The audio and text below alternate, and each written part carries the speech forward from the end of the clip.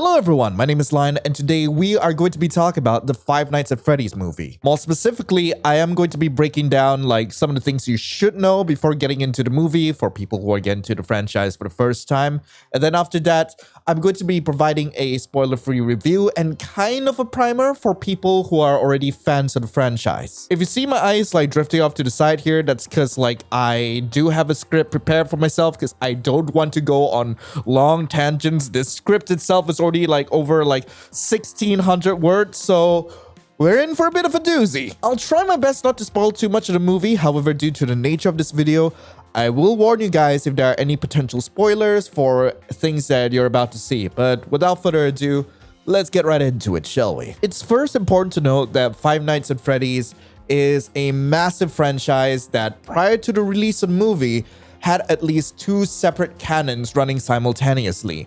There was the game canon, where we actually speculated the story from hidden Easter eggs, the various minigames from each game, and lore reveals through supplementary materials such as some of the official game guides, as well as the security logbook, which was an activity book that was released back in 2017. Then there's the book canon, which sorta expands on the universe and also explains some of the details that were hidden away from us in the games.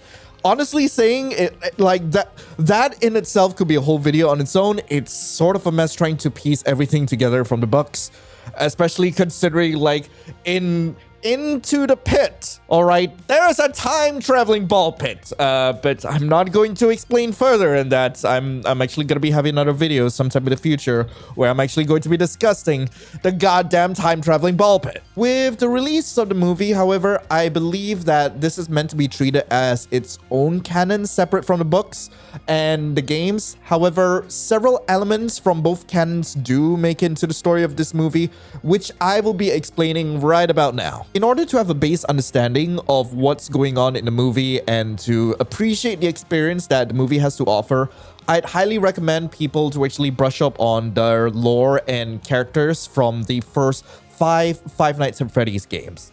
Try saying that 5 times fast. I know that seems like a tall order, okay? Trust me. People have been speculating what the story of this franchise really is for years now. Seriously though, there are so many people who have been trying to break down what exactly is the story is over the years. However, for the sake of this movie and your sanity, I would highly recommend watching Wendigoon's coverage on the story of Five Nights at Freddy's. Link to that is in the description below in case you guys want to see that. But to summarize, the story of Five Nights at Freddy's is said to have began back in the 70s with the opening of Fazbear's Family Diner. It was a small diner back in the day with the unique attraction of having a couple of singing animatronics on stage. Similar to Chuck E. Cheese, they had a golden bear up there called Fredbear, and they also had another animatronic, which was a golden rabbit called Spring Bonnie. However, what made these animatronics different is that on top of being your typical singing and dancing animals, they can actually come off down the stage and interact with the guests in the diner. See, these initial animatronics were something that they had called a spring lock animatronic, where the animatronic parts, all the innards, can actually be twisted away, which makes room for an actor or anyone to just get inside the suit and walk around as the mascots themselves. This is all thanks to the ingenuity of William Afton, one of the two main partners of this one small family diner. Now, he was the ideas and business guy, and it was, of course, built by his partner, all right, the second half of this amazing duo, Henry Emily, who was the robotics prodigy of the two. It was also these two partners who would typically be wearing the spring-locked suits early on in their business.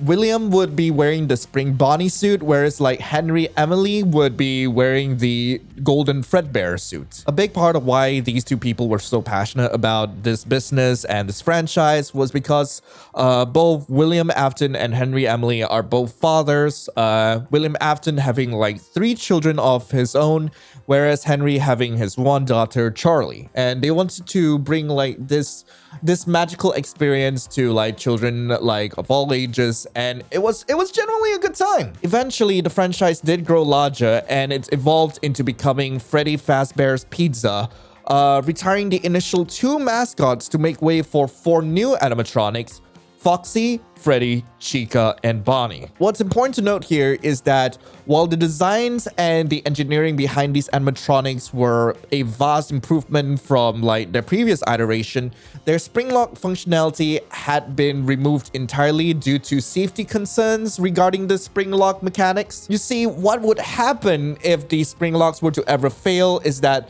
the spring locks will actually like snap back into place even with the actor still inside. This could happen either through like vigorous movements or moisture or a combination of both. And what would happen is that it would actually crush and impale whoever was wearing the suit at the time.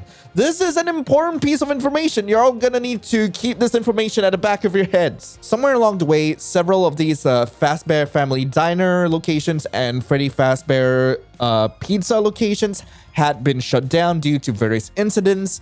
There was a bite of 83 where a child had his head like shoved into like into the mouths of one of the animatronics. It was a golden Fredbear suit and had his head chomped down, which led to that location being closed and the spring lock animatronics being like shelved away. There was a bite of 87 where while a security guard was working the day shift, he had his frontal lobe bitten off by another one of the animatronics, and that shut down that location.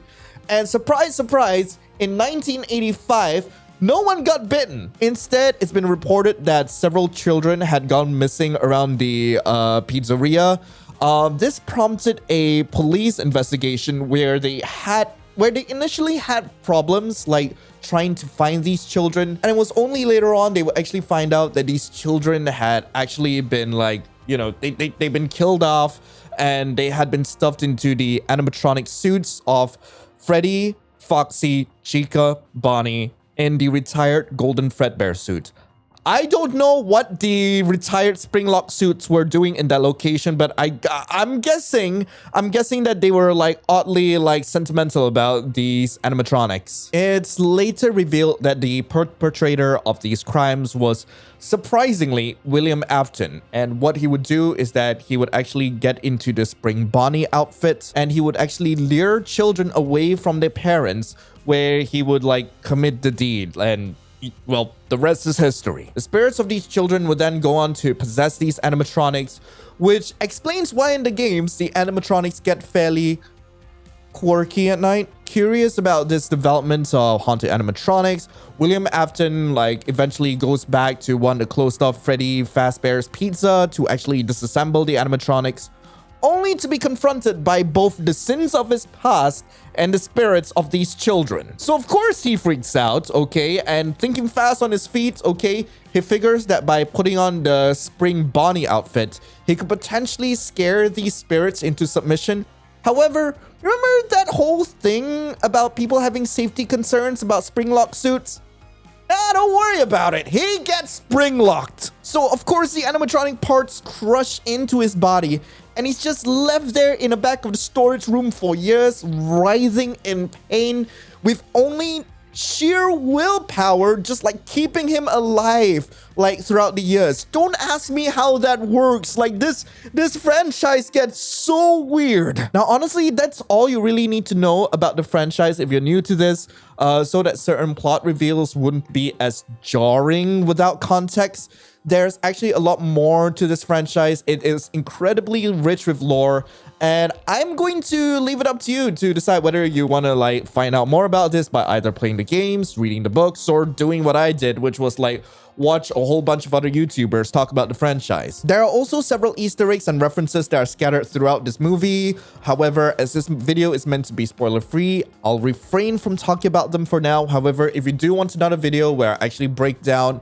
like what do some of these Easter eggs mean throughout this movie, do let me know in the comments below. Now that I've got a basic understanding on the story of Five Nights at Freddy's, I hope you'll be able to enjoy the movie a little better. I'm sorry that this isn't as comprehensive as I'd like it to be.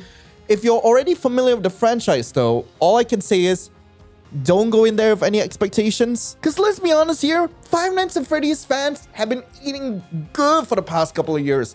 Aside from the official books and games from this franchise, there's also like the multitudes of like fan games, fan-made animations, and like and also like analog horror series. While some of them really shine a light on how gruesome the story could be, like the movie itself is actually very lighthearted in nature. I know quite a number of people were put off about the fact that it's PG-13, but I promise you, the horror is fun. I mean, it's not a gore fest. It's not necessarily scary, but they did do a pretty good job at showing the brutality these animatronics are capable of in certain scenes. I will admit though, some of the death scenes and jump scares are definitely pretty goofy, but it's definitely a step up from the jump scares we've seen in these games. I'd say that the tone is similar to Pizzeria Simulator, where they balance out both the fun and creepier aspects of the game, or even how I felt when I was watching the earlier Scooby-Doo live-action movies. I'm partially saying this because Matthew Lillard is in this movie and he used to play Shaggy back in the day, so whenever he would pop up on screen, I'm just thinking to myself, damn, Shaggy, what happened to you? I'm just saying, like, Matthew Lillard was just amazing through and through throughout this movie. I absolutely love watching Shaggy up there, like, being a career counselor for Mike. It's so amazing. This movie is also a hella fun Easter egg hunt for fans across the community. Whether you're more of a theorist, if you love the books, or if you're fans of, like, certain YouTubers in the community, it is honestly such a gosh darn treat. And like, if you bring a friend along who's familiar with the franchise, like both of you will be pointing out like different things that are showing up on the screen. Like it is just so fun. It is so freaking fun. I don't know if this can be considered a spoiler. However, like all I can tell you is that you should definitely keep your eyes peeled in the very beginning of the movie. And also there is a mid-credit scene, and towards the end of the credits, there is a hidden code for y'all to like listen in on. And there might even be like something that there might even be like a Morse code somewhere in the movie. I've not translated it myself. I've only watched this movie once. I'm sorry, what can I tell you? Overall, I enjoyed the movie. I can understand why critics wouldn't enjoy the movie per se. There are some pretty cheap jump scares, but honestly saying that's just Scott Cawthon pulling a Scott Cawthon all over the goddamn movie. There are also some issues with the way it's written, where it assumes that the viewer has a base understanding of the lore and character, which is the reason why I decided to even make this video in the first place. Some of the reveals towards the end of the movie also feel like they have missed their mark if you either lack the context that surrounds the franchise, or if you're expecting a one-to-one recreation of what we've seen in either the books or the games. However, as I've said in the beginning of this video, it seems that this movie exists within its own canon, so if you're going in there for the spectacle of watching a Five Nights at Freddy's story unfold as a movie, you're in for a treat. Anyway, that's all for this video. I've been wanting to try a different format for my content for a while, so if this video does do well on my channel, I might actually like release more like you know, sit down talking head sort of things where I just talk about movies and books. I'm actually like writing the script for my Fazbear Frights review. Like I might actually break it down like story to story, but who knows? Like I want to see whether you guys enjoyed it. Anyway, thank you all so much for watching. Hope you all have a lovely rest of the day, and as always, I'll be seeing you in the next video. This is Lion, signing off. Ciao.